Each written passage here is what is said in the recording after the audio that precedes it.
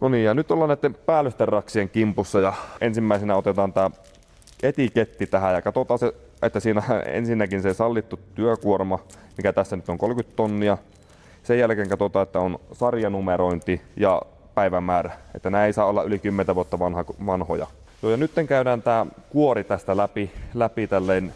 Katsotaan, että tämä päällyste tässä ehyt ja siinä ei ole mitään isompia hankaamia tai läpiasti leikkauksia. Että siinä jos siinä on sauma tai läpileikkaus ja siinä näkyy sisällä menee semmoinen valkoinen filamentti, mikä on vedetty kerälle ja tämä on ammeltu vaan päälle tähän suojaksi, niin voidaan epäillä silloin, että se on filamentti mennyt rikki. Näitä käytetään useasti pareittain, niin sitten se kuorma on 60 tonnia, jos siellä on joku epäilystänä repeämä, niin siinä on aika iso onnettomuuden riski, jos 60 tonnia tulee ilmasta maahan, niin tämän takia nämä käydään tosi tarkasti sitten läpi, että ei pääse tapahtumaan niitä onnettomuuksia.